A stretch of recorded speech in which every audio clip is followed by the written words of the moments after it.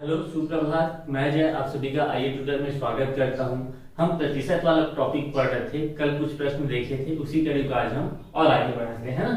देखिए पहला क्वेश्चन क्या लिखा हुआ है।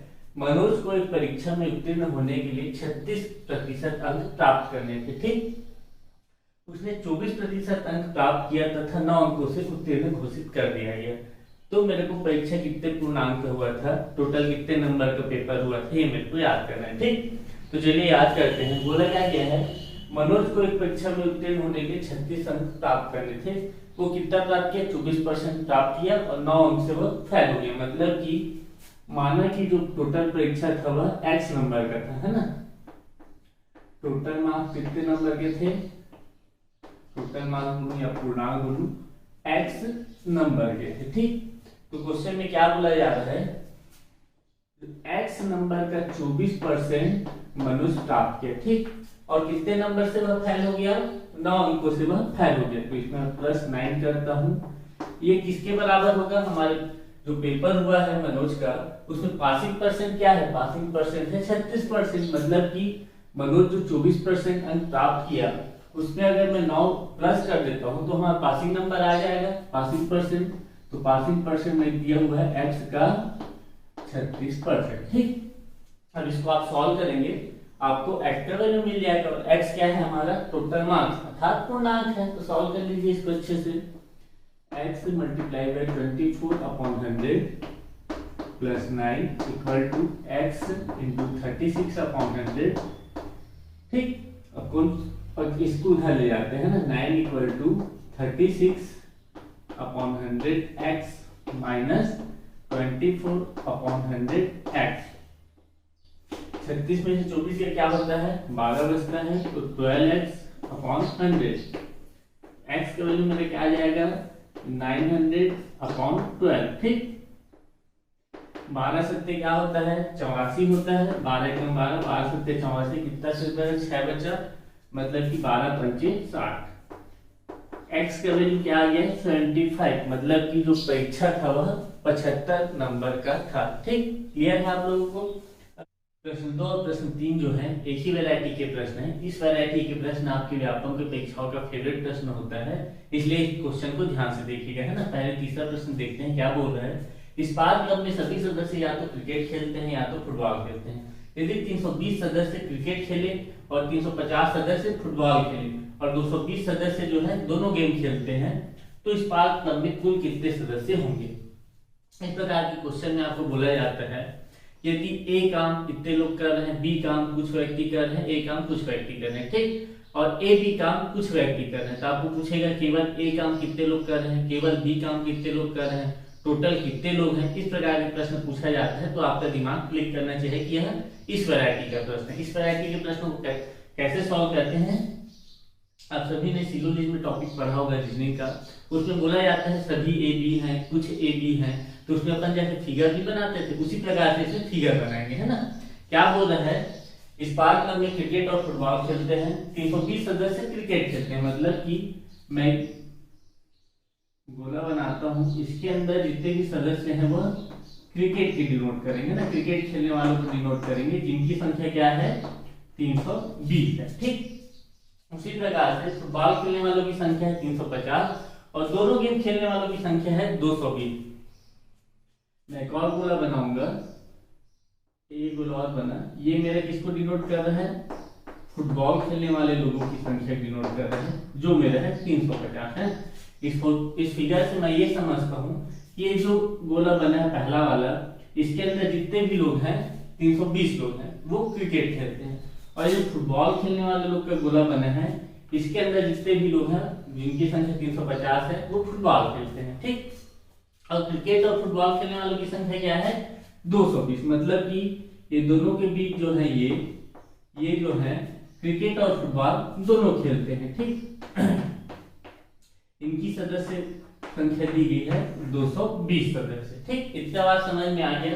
अब जैसे इस फिगर को देखते हुए मेरे को केवल क्रिकेट खेलने वालों की संख्या निकालना है ना, मतलब कि ये क्रिकेट मतलब इतने लोग तो पूरे क्रिकेट खेलते हैं, लेकिन यहाँ पे इतने लोग भी हैं जो फुटबॉल खेलते हैं। अगर मैं टोटल 320 में से इतने भाग में जितने लोग आ रहे हैं उसको माइनस कर दो तो मेरे को केवल क्रिकेट खेलने वाले लोगों की संख्या मिल जाएगी।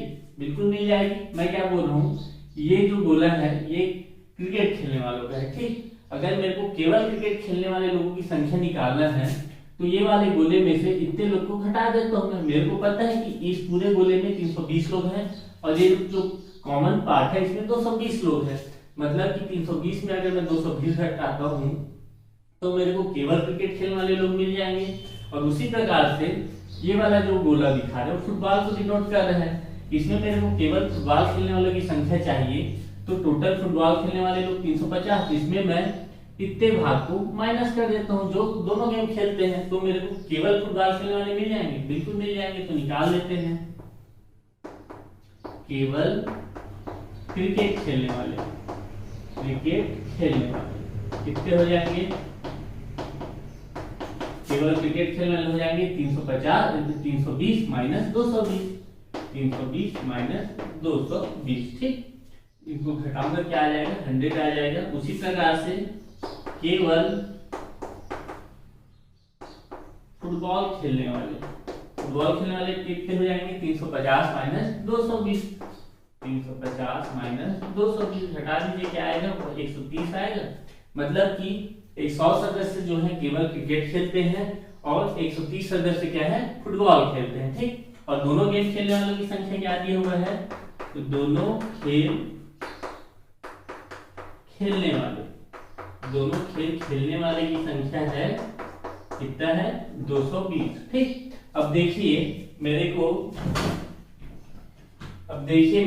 केवल क्रिकेट खेलने वालों की संख्या क्या मिला है, केवल क्रिकेट खेलने वालों की संख्या मिला है 100। ठीक, ये वाला जो पोर्शन है ये केवल क्रिकेट खेलने वालों को डिनोट करते हैं और इनकी संख्या कितनी दी हुई है, मेरे को कितना निकालूं मैं, 100 निकालूं। ये जो बीच है जिसमें क्रिकेट और फुटबॉल दोनों खेलते हैं इनकी सदस्य क्या है, 220 है। और मैं ये वाला जो पार्ट है जिसमें केवल फुटबॉल खेलते हैं ऐसे सदस्यों की संख्या क्या है मेरे पास, क्या निकालूंगा, 130 निकाला हूं, 130। अगर मैं 100 220 और 130 को जोड़ देता हूं तो मेरे को कुल सदस्य संख्या मिल जाएगा। इतने पार्ट में केवल क्रिकेट खेलने वाले, इतने पार्ट में केवल फुटबॉल खेलने वाले और इतने पार्ट में दोनों गेम खेलने वाले। तो मैं तीनों को जोड़ देता हूं तो मेरे को क्या मिल जाएगा, कुल सदस्य जोड़ देता हूं 100 प्लस 220 प्लस 130 क्या हो जाएगा, जोड़ लीजिए आप लोग। 220 और 100 कितना होता है, 320, 320 और 30 होता है 250, 250 और 100 कितने होते हैं, 350। मतलब कि इस पार्क क्लब में कुल 350 सदस्य हैं, है ना। ये क्या डिनोट कर रहे हैं, कुल संख्या कितने हैं, 100 प्लस 220 कितना हो गया, 320, 320 और 130 कितना, 450 होगा। नहीं देखिए मैंने गलत जोड़ दिया। 100 प्लस 220 320, 320 और 100 420, 420 और 30 450। इस पार्क क्लब में टोटल 450 सदस्य हैं। ठीक है, जिसमें ये वाला जो मेथड है ये तो आपका बेसिक मेथड है, आप सभी को ये वाला मेथड आना ही चाहिए।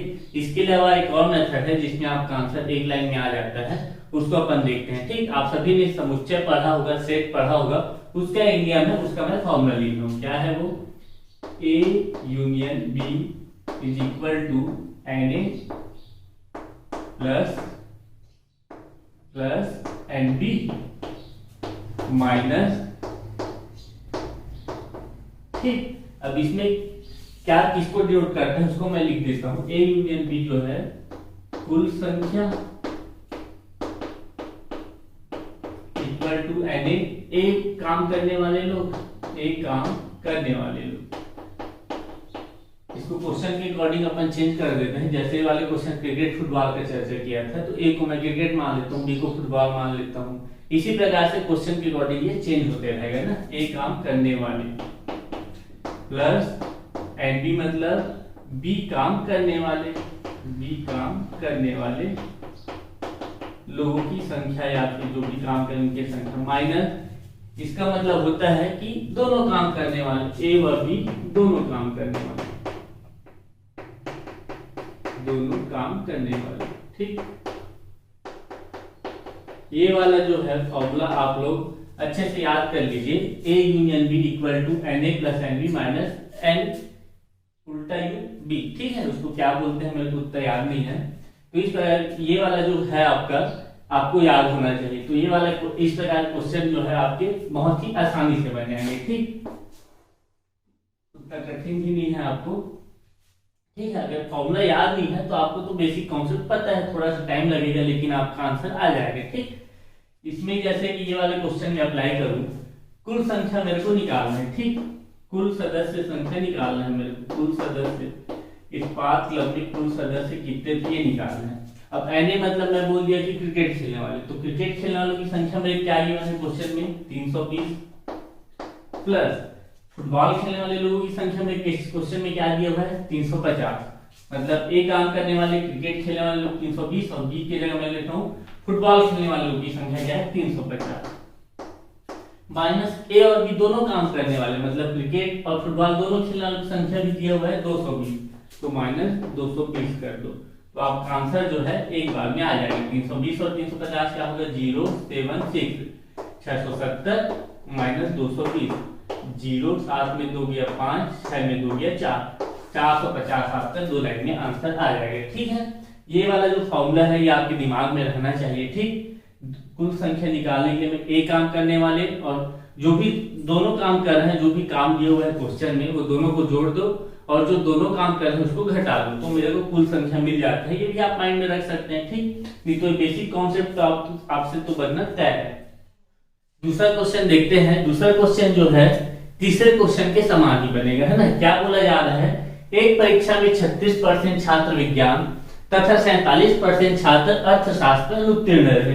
यदि दोनों विषय में 22% छात्र उत्तीर्ण हुए तो दोनों विषय में उत्तीर्ण छात्रों की संख्या निकालना है। ठीक, जैसा तीसरा क्वेश्चन था वैसे ही बनाने की कोशिश करते हैं। क्या बोला जा रहा है, ये मैं गोला बना दिया विज्ञान वालों का और ये मैं गोला बना दिया अर्थशास्त्र में फेल स्टूडेंट का। ठीक, ये विज्ञान वाले को डिनोट कर रहा है, ये अर्थशास्त्र वालों को डिनोट कर रहा है और ये बीच का जो पार्ट है कॉमन पार्ट है ये दोनों विषय में फेल स्टूडेंट की संख्या को डिनोट कर रहा है। जो दिया हुआ है मेरा 22%, विज्ञान में फेल हुए छात्रों की संख्या दी हुई है 36% और अर्थशास्त्र में फेल हुए छात्रों की संख्या दिया हुआ है 47%। ठीक, अब देखिए मैं क्या करूंगा, केवल विज्ञान में फेल स्टूडेंट की संख्या निकालूंगा। कैसे निकालूंगा, ये 36% में से 22% घटा देता हूँ, 36% माइनस 22% और केवल अर्थशास्त्र में फेल बच्चों की संख्या निकालूंगा तो 47% माइनस 22%। ठीक, कैसे किया अपन, केवल विज्ञान में फेल हुए छात्रों की संख्या निकालना है तो मैं विज्ञान में फेल हुए छात्र जो कि ये है उसमें मैं एक जो कॉमन छात्र हैं जो दोनों विषय में फेल हुए हैं इन छात्रों की संख्या को हटा दूंगा तो मेरे को केवल विज्ञान में फेल हुए छात्रों की संख्या निकल जाएगा। उसी प्रकार से अगर मैं अर्थशास्त्र में फेल हुए छात्र जो कि ये वाला गोला डिनोट कर रहे हैं इसमें से इतना पार्ट को हटा दूंगा तो मेरे केवल अर्थशास्त्र वाले छात्र मिल जाएंगे जो फेल हुए हैं। तो 47 माइनस 22 घटा दीजिए, क्या मिलेगा 4 1 मतलब 14% केवल विज्ञान में फेल हुए हैं और केवल अर्थशास्त्र में कितने लोग हुए हैं 5 और 4 में से 2 गया 25 मतलब 25% लोग केवल अर्थशास्त्र में फेल हुए हैं। अब मेरे को निकालना है कि टोटल कितने लोग फेल हुए, टोटल कितने लोग फेल हुए हैं। केवल विज्ञान वालों की संख्या कितना है, केवल विज्ञान वालों की संख्या है 14%, दोनों विषय वाले तो 22% है और केवल अर्थशास्त्र वालों की संख्या है जो फेल हुए अर्थशास्त्र में उनकी संख्या 25%।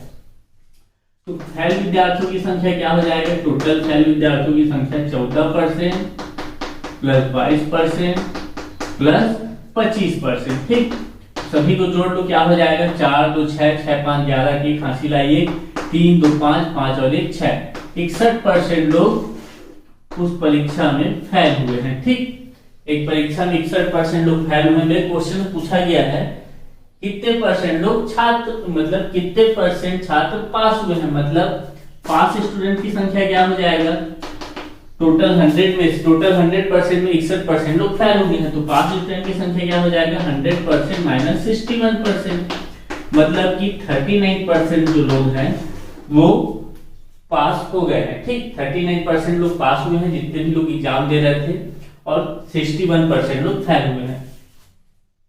ठीक है, ये वाला क्वेश्चन क्लियर है आपको। अब ये वाला क्वेश्चन को अपन फॉर्मूला से बनाते हैं, तो उसमें अपन कैसे बनाएंगे, ए यूनियन बी, ये वाला फॉर्मूला आपको याद होना चाहिए। ठीक है, माइनस ए बी। ठीक, यहां पे मैं क्या निकालूंगा, कुल कितने लोग फेल हुए हैं वो निकलेगा, है ना। तो टोटल फेल वाली संख्या एन, मतलब विज्ञान में फेल छात्रों का संख्या क्या है 36%, अर्थशास्त्र में फेल छात्रों का संख्या 47%, माइनस दोनों विषय में फेल छात्रों का संख्या है 22%। अब इसको आप सॉल्व करोगे तो आपका क्या आ जाएगा, 61 आ जाएगा। 61% ये डिनोट कर रहा है आपके कुल फेल छात्रों की संख्या को। अगर पास छात्रों की संख्या निकालना है तो 100% होता है, उसमें 61% लोग फेल है, मतलब कि 39% आपके पास होंगे। ठीक है, वहां से भी निकाल सकते हैं। ये दोस्तों कुछ और प्रश्न देख लेते हैं। क्या बोला गया है, किसी परीक्षा में 60% छात्र इंग्लिश में तथा 70% छात्र गणित में पास हुए। यदि 20% छात्र दोनों में फेल हुए हैं तथा 2500 छात्र दोनों में पास हुए हो, तो कुल छात्रों की संख्या मेरे को याद करना है। ठीक, जैसा पहले कर रहे थे उसी प्रकार से करेंगे। क्या करेंगे, एक फिगर बनाएंगे जिसमें एक डिनोट करेगा इंग्लिश में पास स्टूडेंट कितने हैं 60%, और एक डिनोट करेगा गणित में पास स्टूडेंट, ये कितने हैं 70%। ठीक, अब मैं ज्यादा ही जल्दी रहेगा पेपर में बनाने का, तो मैं क्या करूंगा, ये जो 20% है उसको भी यहाँ लिख दूंगा। ठीक, लेकिन ये तो हमारा बहुत बड़ा गलती होगा, इनको ऐसा नहीं करना है। हमने क्या फिगर बनाया है, इंग्लिश में 60% लोग पास हुए हैं, गणित में 70% लोग पास हुए हैं, और ये 20% क्या है, ये तो फेल हुए छात्रों का संख्या है ना। तो पास वाले छात्रों के बीच में फेल वाले लिख सकता हूँ क्या, नहीं लिख सकता। मेरे तो यहाँ पे वह संख्या लिखना है, वह परसेंट लिखना है जिसमें इंग्लिश और गणित दोनों में पास हुए स्टूडेंट, दोनों में पास हुए छात्रों का परसेंट डिनोट करें, है ना। तो हम सभी को पता है कि अगर किसी क्लास में, मैं बोलता हूँ किसी क्लास में जैसे कि 10 बच्चे हैं, ठीक, उसमें से 5 बच्चे क्या हो गए, फेल हो गए। तो अगर मैं पूछूं कितने बच्चे लोग पास होंगे, तो आप बोलोगे 5 बच्चे पास होंगे। ठीक, अब इसी को मैं बोलूं 10 बच्चे हैं, उसमें से 30% बच्चे क्या हो गए, फेल हो गए, ये मैं बोल रहा हूं। तो कितने बच्चे लोग पास होंगे, ये कैसे निकालोगे, 10 का 30% निकालोगे, आपका 3 आएगा, मतलब कि 3 बच्चे फेल हुए हैं, और पास कितने बच्चे हुए हैं 70% बोलो, या फिर 7 बच्चे बोलो। ठीक, ऐसे निकालते हैं। उसी प्रकार से हम क्या करेंगे, इसमें बताया गया हमको कि 20% छात्र दोनों विषय में फेल हुए हैं, तो मैं निकाला है दोनों विषय में पास होने वाले छात्रों की संख्या, तो मैं क्या करूंगा 100% माइनस 20%। दोनों विषय में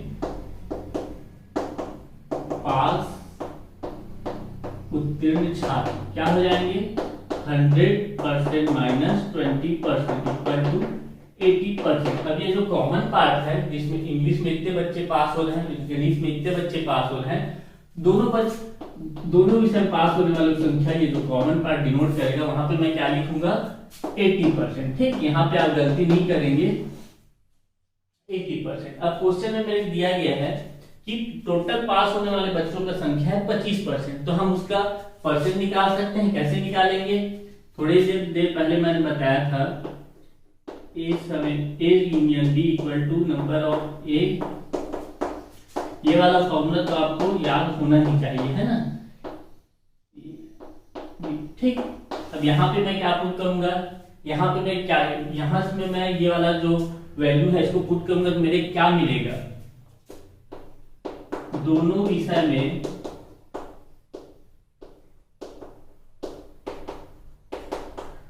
विषय में पास स्टूडेंट का, दोनों विषय में उत्तीर्ण स्टूडेंट का,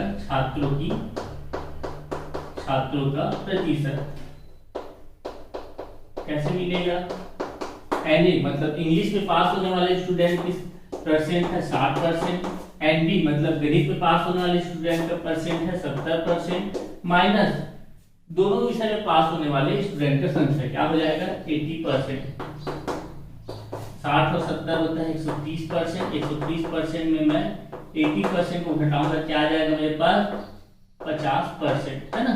मतलब टोटल जितने भी छात्र रहे होंगे किसी परीक्षा में उसमें 50% छात्र उत्तीर्ण होते हैं। क्वेश्चन में देखिए क्या बोला गया है, 2500 छात्र दोनों में उत्तीर्ण हुए हैं। तो ठीक, मतलब कि जो 50% है वह किसके बराबर है, 50%। मतलब माना कि किसी जो परीक्षा उसमें x लोग भाग ले रहे हैं, x का 50% क्या है, 2500। ये तो क्वेश्चन में दिया है। ठीक, 2500 लोग पास हो रहे हैं और 50% हम लोग कहां से निकाले, ये सब अपन काम हम करके 50% निकाल लिए हैं कि 50% लोग उस परीक्षा में पास होंगे। ठीक, उनका संख्या है 2500 रुपए। तो यहाँ से मेरे को x का वैल्यू मिल जाएगा और x क्या है, हमारे टोटल छात्रों की संख्या। x into 50/100 is equal to 2500।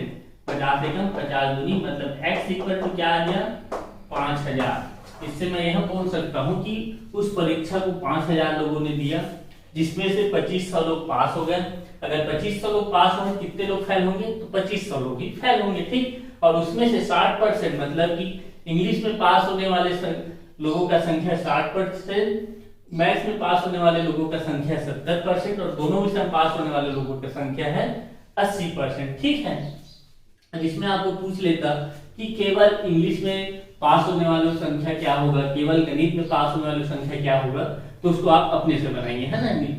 इसके आगे आप लिखिए केवल इंग्लिश में पास स्टूडेंट, तो कैसे निकालेंगे, केवल गणित में पास होने वाले स्टूडेंट की संख्या वो कैसे निकालेंगे, उसको भी आप साथ में सॉल्व कर लीजिएगा। ठीक, चलिए दोस्तों चौथा प्रश्न देख लेते हैं। क्या बोला गया है, किसी कक्षा में 72% छात्र ने जीव विज्ञान तथा 44% छात्र गणित विषय चुना है।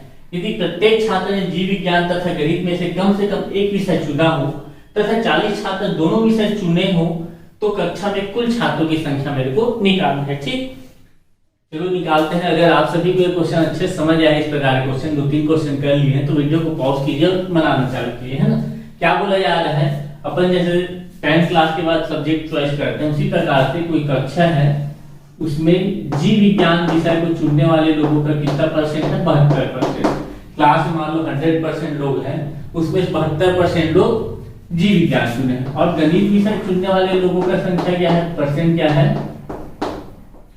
कितना परसेंट है, 44%। ठीक, अब जल्दी जल्दी में आप दोनों विषय चुनने वाले लोगों की संख्या की जगह 40% नहीं लिखेंगे। ठीक है, ये दिया हुआ है आपका 40 छात्र, मतलब जीव विज्ञान और गणित चुनने वाले छात्रों की संख्या क्या है, 40 छात्र। ये वाला क्या दिया हुआ है, जीव विज्ञान चुनने वाले लोगों का प्रतिशत।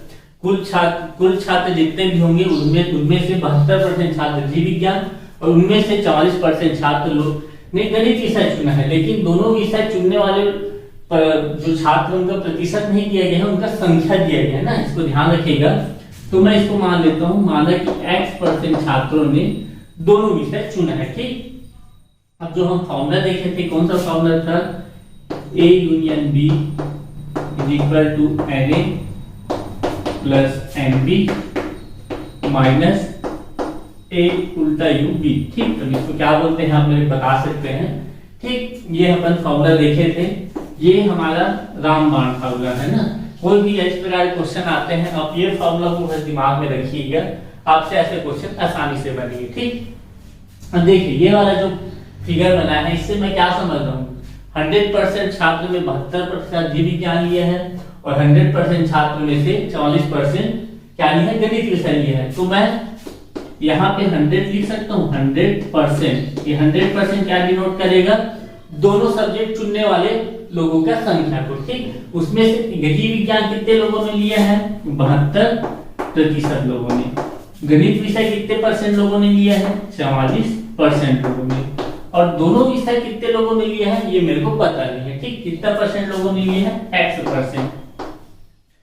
इससे पहले वाले क्वेश्चन में अपने को ये x पता होता था, मतलब दोनों विषय कौन चुन रहे हैं, दोनों कौन खेल रहे हैं, दोनों में कौन पास हो रहा है कौन फेल होता है, ये पता होता था। लेकिन यहाँ पे मेरे को यह परसेंट के रूप में नहीं पता है, तो मैं उसको निकाल लेता हूँ। ठीक, क्या हो जाएगा, x% is equal to 100% minus, जोड़ लीजिए 4 2 6 7 4, क्या हो जाएगा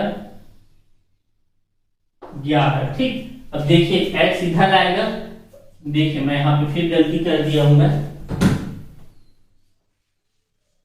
क्या हो जाएगा, ये x को मैं इधर लाऊंगा और ये 100 को इधर लाऊंगा ना, तो x इधर प्लस में हो जाएगा x%, और ये क्या हो जाएगा 4 2 6 7 4 11 116% माइनस 100 उधर आएगा तो 100%, मतलब कि हमारा x% का वैल्यू क्या आ जाएगा 116 में से 100 गया 16%। मतलब मैं बोल सकता हूँ कि 16% ऐसे छात्र हैं जो जीव विज्ञान और गणित विषय दोनों को चुने हैं।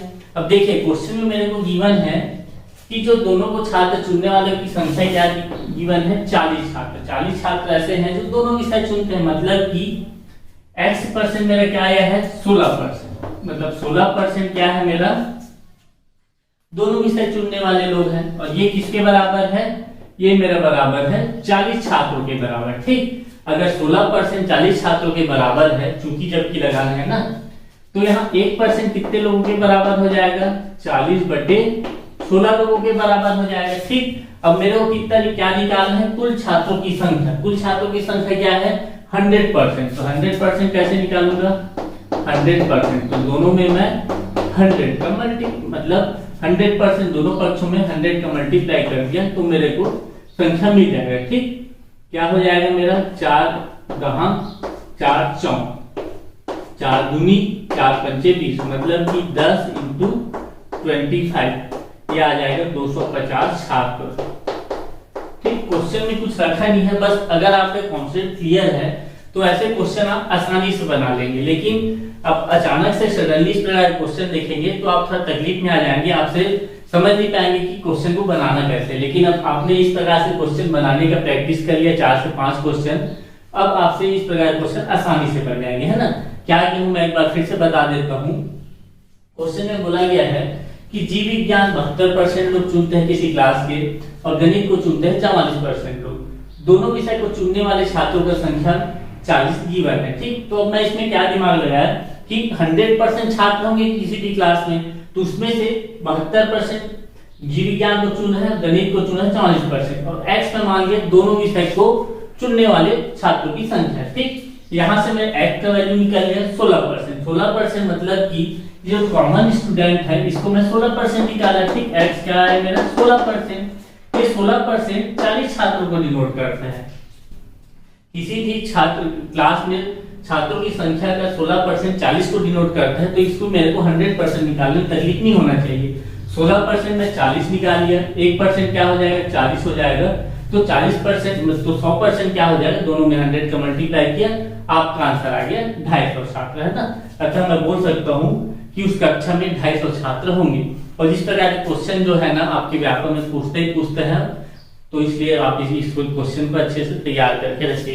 ये दोस्तों अब जनसंख्या आधारित प्रश्न देख लेते हैं। इस प्रकार के प्रश्नों में आपको नगर, शहर, कस्बा, गांव ये सब का जनसंख्या गिवन रहेगा। बोला जाएगा कि इतना % बढ़ गया वहां की जनसंख्या, तो इतने समय बाद वहां की जनसंख्या क्या होगी, इतने समय पहले वहां की जनसंख्या क्या रहेगी, ये सब आपको फाइंड आउट करना रहता है। ठीक, तो कैसे फाइंड आउट करते हैं, तो एक फॉर्मूला है, उसमें आप पुट करेंगे तो आपका आंसर बड़े ही आसानी से आ जाएगा। क्या फॉर्मूला है, t वर्ष बाद की जनसंख्या निकालना है। यहाँ पे t क्या है, गिवन जनसंख्या, r क्या है वहां का वार्षिक दर, और कितने समय बाद बोला है तो वहां t रखोगे, है ना। जैसे कि जनसंख्या बोला जाएगा 1 लाख जनसंख्या है, वार्षिक वृद्धि दर 5% है, तो 3 साल बाद जनसंख्या क्या होगी, तो p की जगह 1 लाख रखोगे, r की जगह 5 बोला ना 5 रखोगे, और t की जगह 2 रख दोगे, तो आपका निकल जाएगा t वर्ष बाद की जनसंख्या क्या होगी 1 लाख में। ठीक, लेकिन आपको अगर एग्जाम हॉल में ये फॉर्मूला याद नहीं आया तो आप क्या करेंगे, आपको कॉन्सेप्ट का सहारा लेना पड़ेगा। ठीक, तो उसके लिए आपको लगातार वृद्धि और कमी का कॉन्सेप्ट क्या है उसको देख लीजिए। आप क्या करना है, जैसे कि लगातार वृद्धि और कमी कोई भी वैल्यू है, चाहे वो जनसंख्या हो या कोई वैल्यू हो, उसमें प्रथम वर्ष R1% बढ़ रहा है, दूसरे वर्ष R2% बढ़ रहा है, तीसरे वर्ष R3% बढ़ रहा है, ये कितने भी वर्ष चल सकता है। ठीक है, ऐसा बढ़ है तो उसका मान क्या होगा, 1 वर्ष बाद क्या होगा, 2 वर्ष बाद क्या होगा, 3 वर्ष बाद क्या होगा। ठीक, उसको निकालते हैं। यहाँ पे प्रारंभिक मान दिया हुआ है P0, मैं यहाँ पे इसको मान की जगह जनसंख्या वर्ड यूज करना है ना। तो प्रथम वर्ष बाद वहां की जनसंख्या क्या होगी P1। ठीक, P1 क्या डिनोट कर रहा है, 1 वर्ष बाद की जनसंख्या। ठीक, पहले जनसंख्या क्या थी P0, और P0 में अगर मैं प्रथम वर्ष का वार्षिक वृद्धि क्या दिया हुआ है R1%। पी नॉट पहले की जनसंख्या है और पी नॉट में R1% बढ़ गया है, इन दोनों को जोड़ दूंगा तो मेरे को एक वर्ष बाद की जनसंख्या मिल जाएगा। ठीक, इसको ऐसा भी लिख सकता हूँ P not plus P not R1/100। ठीक, यहाँ से मैं कॉमन ले लेता हूँ, पी नॉट को क्या बचेगा मेरे अंदर में।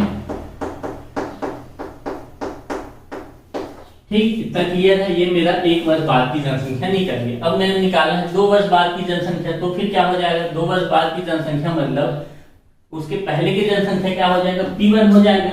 तो P2 इक्वल टू P2 क्या नोट कर, 2 वर्ष बाद की जनसंख्या P1 प्लस, अब दूसरे वर्ष कितना वृद्धि दर है, R2 है, तो इंटू R2%, मतलब कि P1 यहाँ से कॉमन ले लूंगा, क्या हो जाएगा R1 P1 ब्रैकेट में 1 प्लस R2/100। ठीक, अब इसको आप सॉल्व करोगे तो आपका ये आ जाएगा। ठीक, इसी प्रकार से अब तीसरे वर्ष में मैं निकाल रहे हैं तीसरे वर्ष बाद की जनसंख्या या फिर तीसरे वर्ष बाद का जो मान है वो क्या होगा, तो उसके लिए मैं क्या करूंगा, उसके लिए पहले वाला हो जाएगा P2, उसके पहले मतलब तीसरे वर्ष के पहले वाला जनसंख्या क्या हो जाएगा P2, इसमें मैं कितना वृद्धि करूंगा R3%, मतलब P2 का R3% में बढ़ा दूंगा, तो P3 का वैल्यू क्या आ जाएगा, P2 ब्रैकेट में 1 प्लस R3/100।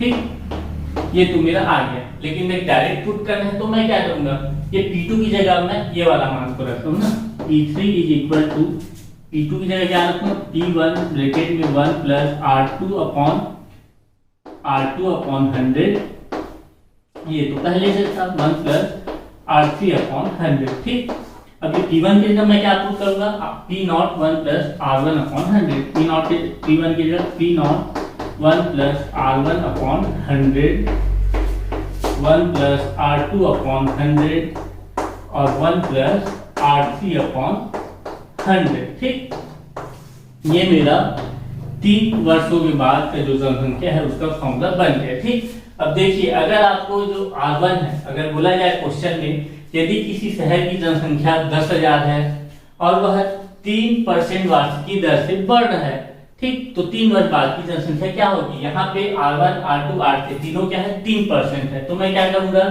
P0 ब्रैकेट में 1 प्लस 3/100 1 प्लस 3/100 1 प्लस 3/100, मतलब कि P0 1 प्लस 3/100 की पावर क्यूब। ऐसा करके आप बना लोगे। अगर क्वेश्चन में बोला जाए पहले वर्ष 10% बढ़ा, दूसरे वर्ष 20% बढ़ा, तीसरे वर्ष 30% बढ़ा, तो फिर क्या होगा, तो जो जनसंख्या दिया रहेगा वो R1 की जगह मैं 10%, R2 की जगह 20% और R3 की जगह 30% रख दूंगा। ठीक, उसी प्रकार से कमी वाला क्वेश्चन दे दे, अगर यहाँ पे बोला जाए कि प्रथम वर्ष कितना कमी हो रहा है R1%, दूसरे वर्ष हो रहा है R2% कमी और तीसरे वर्ष हो रहा है R3% कमी। ठीक, ये अपना कौन सा वाला है, वृद्धि वाला है। ठीक, अब मैं कमी वाला निकाल रहा हूं ना, कमी वाले में क्या हो जाएगा, यहाँ पे जुड़ रहा था, क्यों जुड़ रहा था, क्योंकि वृद्धि हो रहा था, अब क्या हो रहा है कमी हो रहा है, मतलब कि ये प्रथम वर्ष बाद की जनसंख्या क्या हो जाएगी P0 माइनस P0 का R1% माइनस कर दूंगा, तो यहाँ पे भी माइनस हो जाएगा और यहाँ पे भी माइनस हो जाएगा। ठीक, मतलब प्रथम वर्ष बाद की जनसंख्या हो जाएगी P0 1 माइनस R1/100। उसी प्रकार से दूसरे वर्ष बाद की जनसंख्या में भी माइनस हो जाएगा और जो भी है उसको आप सॉल्व कर सकते हैं, मैं यहाँ बना हुआ है करके इसमें एडिट कर रहा हूँ ना, ये हो गया। और तीसरे वर्ष बाद की जनसंख्या भी क्या हो जाएगा, तीनों में कमी हो रहा है ना, मतलब कि P3 निकालूंगा मैं तो यहाँ पे क्या हो जाएगा, कमी वाले में 3 वर्ष बाद की जनसंख्या P0 ब्रैकेट में 1 माइनस R1/100, 1 माइनस R2/100 और 1 माइनस R3/100। ठीक, और अगर कमी और वृद्धि दोनों है, 10% बढ़ रहा है फिर 10% घट रहा है, फिर 5% बढ़ रहा है, उसमें क्या करोगे 1 माइनस बढ़ रहे मतलब प्लस लगा दोगे और घट रहे मतलब माइनस लगा दोगे, ऐसा करके आप बना सकते हो। ठीक है, अगर ये कॉन्सेप्ट आपको समझ नहीं आया होगा तो एक बार और पूछ सकते हो, बाकी तो क्वेश्चन में यूज हो गई होगा। ठीक, ये पहला क्वेश्चन क्या बोला गया है, किसी नगर की जनसंख्या 10% वार्षिक दर से बढ़ रही है, वहां की वर्तमान जनसंख्या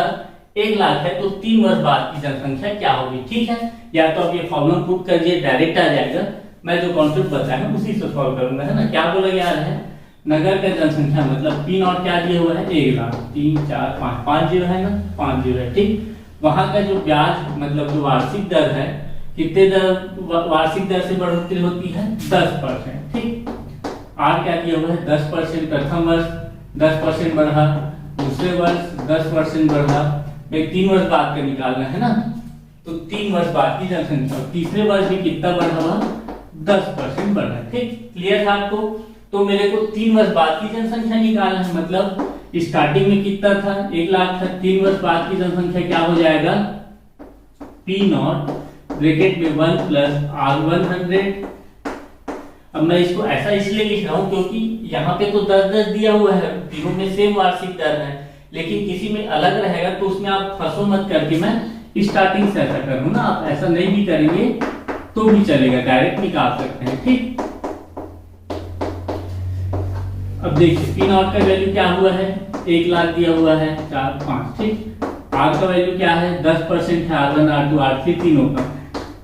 10/100, 1 प्लस 10/100 और 1 प्लस 10/100। ठीक, अब इसको सॉल्व करोगे क्या हो जाएगा? 0 से 0 गया, और ये 10 मतलब 11/10 एक जगह होगा, और इसका हो जाएगा क्यू, 3 बार है तो क्यू, और यहाँ पे 1 लाख। ठीक, अब इसको आप सॉल्व कर लीजिएगा, क्या होता है? 11 का क्यूब क्या हो जाएगा? 121 मतलब 1331। 1331 क्या होता है? 11 के क्यूब होता है, और यहाँ 3 जीरो से फिर 1 लाख है ना, 3 2 5, और नीचे क्या हो जाएगा? 1000। ठीक, अब क्या करूंगा मैं? 3 जीरो गया, अब मेरा जनसंख्या क्या आ गया? 133100, मतलब कि 1,33,100 लोग रहेंगे। ठीक, 3 वर्ष बाद वहां की जनसंख्या 1,33,100 होगी। ठीक दोस्तों, दूसरा प्रश्न देख लेते हैं, क्या बोला गया है? एक गांव की आबादी 40,000 है, यदि आबादी 5% वार्षिक दर से बढ़े तो 2 सही 3/5 वर्ष बाद आबादी क्या होगी? ठीक, क्वेश्चन आप सभी समझ आ गया। यहाँ पे जो प्रारंभिक आबादी है वो कितना गिवन है? 40,000 पर 40,000 जनसंख्या है ना। वार्षिक वृद्धि दर क्या जो है? 5%, मतलब कि प्रथम वर्ष 5% बढ़ा, दूसरे वर्ष 5% बढ़ा, तीसरे वर्ष 5% बढ़ा, ऐसा बढ़ रहा है वहां जनसंख्या। और मेरे को टाइम दिया हुआ है, टाइम गिवन है 2 सही 3/5 वर्ष। 2 सही 3/5 वर्ष बाद वहां की जनसंख्या क्या होगी? क्या होगी? अपन जो कॉन्सेप्ट लगाए हैं उसी से बनाते हैं। क्या होगा? पहले वर्ष की जनसंख्या में कितना बढ़ेगा? वह R1% बढ़ेगा, दूसरे वर्ष के बाद वह R2% बढ़ेगा, और यहाँ पे देखिए पहला वर्ष हो गया, दूसरा वर्ष हो गया। बहुत सारे लोग इस यहाँ पे गलती करते हैं, 3/5 वर्ष यहाँ पे क्या करते हैं उनको समझ नहीं आता है। मैं आपको बहुत ही आसानी से बताना चाहूंगा। आप सभी को पता है 1 वर्ष का वार्षिक दर क्या है? वार्षिक वृद्धि दर क्या है? 5%। ठीक, इतना क्लियर है। 1 वर्ष का वार्षिक वृद्धि दर 5% है, तो 3/5 वर्ष का वार्षिक वृद्धि दर क्या होगा? 3/5 गुना 5%, मतलब कि 3%। ठीक, मतलब कि ये जो R3 होगा उसका वैल्यू मैं क्या रखूंगा? 3/5 वर्ष, मतलब 3/5 वर्ष बाद की जनसंख्या क्या होगी ये नोट करें। ठीक, 3/5 वर्ष का दर है ये R3। ठीक, तो R3 का मान क्या निकाल लिया हूं मैं? 3%। ठीक, किसी भी क्वेश्चन में अगर ऐसा आ गया सही वाला 2 सही 3/5, तो आप इसको ऐसे ही करेंगे। 1 वर्ष का वार्षिक ब्याज जो भी दिया रहेगा उसमें जो भी उसके बाद ये हुआ 3/5, तो उसको मल्टीप्लाई कर दोगे तो आपका ब्याज दर निकल जाएगा उतने वर्ष के लिए। ठीक, तो यहाँ पुट कर देते हैं वैल्यू P सही P 2 सही 3/5 वर्ष बाद संख्या हो जाएगी। P नॉट का वैल्यू क्या है? 40,000 है। 1 प्लस प्रथम वर्ष कितना बढ़ रहा है? वह 5% बढ़ रहा है, दूसरे वर्ष कितना बढ़ रहा है? 5% ही बढ़ रहा है। ठीक, और 3/5 वर्ष में उसका दर क्या है? 1 प्लस 3%। ठीक, ये हो गया। अब इसको सॉल्व करोगे, आपका आंसर आपके सामने प्रस्तुत है। 40,000 काट तो क्या हो जाएगा? ये 5 एकम दूनी, मतलब कि 21/20 हो गया। यहाँ भी 21/20 हो गया, सेम है, तो यहाँ पे क्या हो जाएगा? 103/100। ठीक, क्लियर है आपको? अब देखिए 2 दूनी 4, नीचे 4, 1 2 और 4 जीरो, मतलब नीचे भी क्या आ गया मेरा 40,000, ऊपर भी क्या है 40,000, ये कट जाएगा। मल्टीप्लाई क्या है 21 इंटू 21 इंटू 103, ठीक 40,000 गया। अब आपको P सही 2 सही 3/5, मतलब 2 सही 3/5 वर्ष बाद की जनसंख्या क्या हो जाएगा 21 गुना 103, ठीक। आप इसका मल्टीप्लाई कर लीजिए, आपका आंसर आपके सामने प्रस्तुत हो जाएगा, ठीक है। चलिए दोस्तों तीसरा प्रश्न देख लेते हैं क्या बोला जा रहा है। एक कस्बे की जनसंख्या पहले वर्ष 5% घटी, दूसरे वर्ष 8% घटी और तीसरे वर्ष 10% घटी। यदि 3 वर्ष पूर्व वहां की जनसंख्या 5 लाख थी तो वर्तमान जनसंख्या क्या होगी, ठीक। क्वेश्चन में बोला 3 वर्ष पहले का जनसंख्या 5 लाख बताया गया है, उसके बाद 5% घटा, दूसरे साल 8% घटा और तीसरे साल 10% घटा, ऐसा बोला गया है। तो मेरे को वर्तमान की जनसंख्या चाहिए, मतलब कि 3 वर्ष पूर्व की जनसंख्या में मान क्या दिया हुआ है 5 लाख, मतलब 1 2 3 4 5 लाख है, ठीक। प्रथम वर्ष कितना परसेंट घट रहा है, वह प्रथम वर्ष घट रहा है 5% घटा, माइनस दूसरे वर्ष में कितना परसेंट घटा 8% घटा, ठीक। और तीसरे वर्ष कितना परसेंट घटा, वह 10% घटा। तो वहां वर्तमान में कितनी जनसंख्या होगी ये मेरे निकालना है, ठीक। मतलब प्रेजेंट में कितने जनसंख्या होगी ये मेरे को निकालना है। कैसे निकालूंगा, P0 ब्रैकेट में 1 प्लस रखूंगा कि माइनस रखूंगा। देखिए यहाँ पे जनसंख्या घट रहा है, तो फिर आपको जब मैं फॉर्मूला बनाना सिखा रहा था लगातार वृद्धि कमी में, तो यहाँ पे मैं क्या किया था माइनस किया था ना, उसको एक बार फिर से देखिए अगर यहाँ पे डाउट हो रहा है तो। फिर 1 माइनस R1/100, ठीक। दूसरे वर्ष क्या हुआ, फिर जनसंख्या 8% घटी, तो 1 माइनस R2/100 और तीसरे वर्ष भी घट रहा है, मतलब 1 माइनस R3/100, ठीक। अब देखिए यहाँ पे एक वर्ष बढ़ता है, एक वर्ष जैसे 8% वाला बढ़ जाता है, ठीक। दूसरे वर्ष हम वहां की जनसंख्या बढ़ जाता है, तो मैं क्या करता है यहाँ पे प्लस कर देता है, लेकिन यहाँ पे तो घट रहा है तो मैं माइनस करूंगा, ठीक है। इस प्रकार के क्वेश्चन आप प्रैक्टिस कीजिए, आपके पास जो भी बुक है उससे, तो आपसे अच्छे से क्लियर हो जाएगा। 5-6 क्वेश्चन बनाओगे आराम से, वाले क्वेश्चन आपसे बनने ही बनने हैं, ठीक है। वैल्यू पुट करना है मेरे को, बस क्या हो जाएगा P0 में क्या रखूंगा 5 लाख, 1 माइनस R1 की जगह क्या रखूंगा मैं, कितना परसेंट है 5%, R2 की जगह रखूंगा मैं 8% और R3 की जगह रखूंगा मैं कितना परसेंट 10%, ठीक।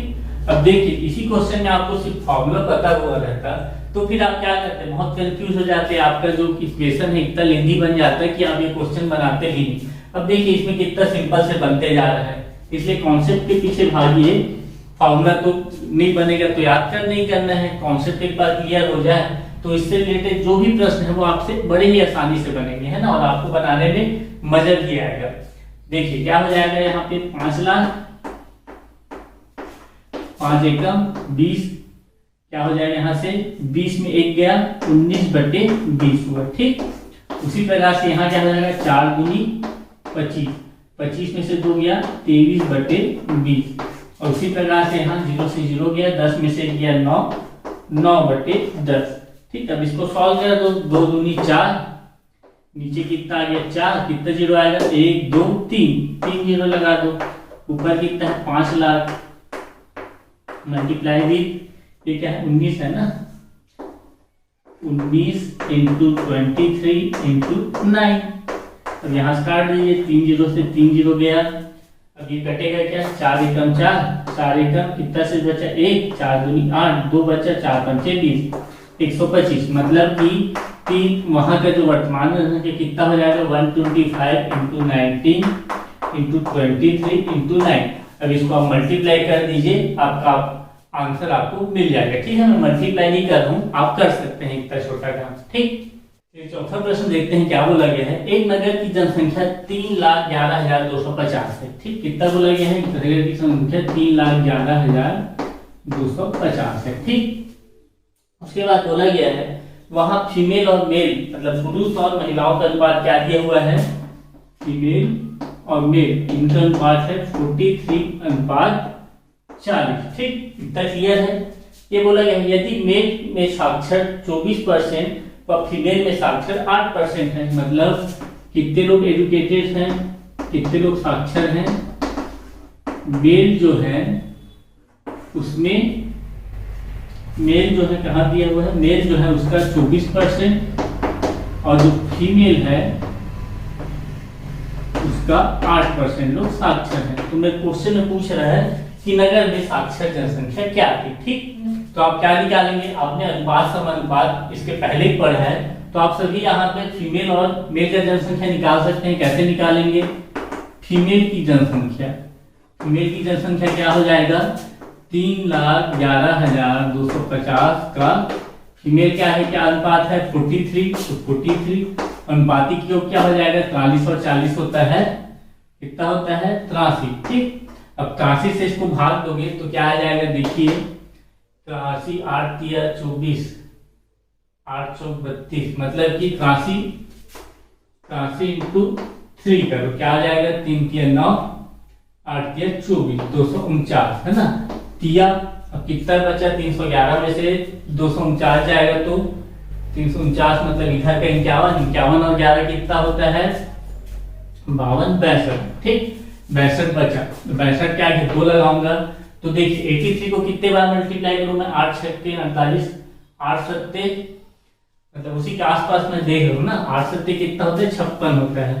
तो फिर 83 को मैं 7 से मल्टीप्लाई कर देता हूँ, 7 की 21 का खांसी ले लूं, 8 सत्ते होता है 56, 56 और 2 58, 581। ठीक, लेकिन इसको अट्ठे करूंगा तो क्या हो जाएगा, ज्यादा हो जाएगा, तो यहाँ 7 से मल्टीप्लाई करता हूँ। ठीक, क्या है 622 में से 581 जाएगा, कितना बचेगा मेरा 19, 19 और 22 कितना होता है 19 और 20 होता है 42, 42 में गया 41, 41 बचा मेरा। अब क्या रखूंगा मैं 5 मतलब 415। अब देखिए 83 को आप 5 बार मल्टीप्लाई कीजिए, 83 को अगर 5 बार मल्टीप्लाई करूंगा क्या हो जाता है 5 के 15 5 हासिल 8 5 40, 40 पर 40 देखिए कर दिया। 83 को मैं 5 बार रखता हूँ तो 3005 और 0 का 0, 3750 मेरा क्या आ गया इंटू 43। ये हो गया मेरा इनका संख्या, महिलाओं का संख्या। अब उसी प्रकार से पुरुषों का संख्या मैं कैसे निकालूंगा, पुरुषों का संख्या निकालूंगा मैं 3 11 2 50 इंटू, अब पुरुष का आगे कौन सा अनुपात है 40 है, तो 40 बटे में 83 अनुपातिक योग, फिर काटिए, फिर यहाँ पे 3750 आएगा और ये हो जाएगा 3750 इंटू 40। ये मेरा क्या होगा पुरुषों का जनसंख्या हो गया। अब मेरे क्वेश्चन में पूछ रहा है कि नगर में कितने लोग साक्षर हैं, और मेरे बताया गया है कि 24% लोग साक्षर पुरुष हैं और 8% साक्षर महिला है। मतलब कि साक्षर जनसंख्या कैसे निकालूंगा मैं, साक्षर जनसंख्या, साक्षर जनसंख्या क्या हो जाएगा, पुरुष की संख्या कितनी है 3750 इंटू 40। ठीक, इसके कितने परसेंट लोग साक्षर हैं, टोटल कुल पुरुष के 24% पुरुष साक्षर है, मतलब कि इसका 24%, 24 बटे 100 प्लस कितने परसेंट महिलाएं साक्षर है 8%, मतलब जो भी ये वैल्यू है 3750 इंटू 43 इसका 8%, मतलब कि 8/100 इतने परसेंट की महिलाएं क्या है साक्षर है। दोनों कैलकुलेट करके इसको जोड़ दीजिए। ठीक, कैसे होगा 0 0 गया 0 0 गया, यहाँ से 1 0 गया 1 0 गया, यहाँ से 4 2 चौक और यहाँ से कुछ कटेगा क्या 2 चौक 2 पंचे। ठीक, 5 5 सत्ते 35 5 पंचे 25। ठीक, मतलब क्या बचा मेरा 375 into 4 into 24 plus 75 into 43 into 4 है ना। अगर आप इसका कैलकुलेशन करोगे तो आपको साक्षर जनसंख्या प्राप्त हो जाएगी। ठीक है, इस प्रकार क्वेश्चन में कैलकुलेशन ज्यादा रहता है, आपको एग्जाम में भी कैलकुलेशन ज्यादा मिलेंगे, इसलिए इन सब प्रश्नों को मल्टीप्लिकेशन आप अच्छे से करेंगे है ना। 375 into 4 into 24 plus 75 into 43 into 4 इसको आपको गुना करके लिखना है। मैं यहाँ पे ऐसे ही छोड़ रहा हूँ। ठीक, तो आशा करता हूँ आज का क्लास आप सभी को समझ आया होगा। आप इन सभी प्रश्नों का प्रैक्टिस कीजिएगा, तभी ये क्वेश्चन आपसे एग्जाम हॉल में बनेंगे है ना। और वैसे भी संडे को टेस्ट होना है, ये सब क्वेश्चन उसमें पूछे जाएंगे, इसलिए जितने क्वेश्चन बनाने का कोशिश कर सकते हो कीजिए आप है ना। धन्यवाद।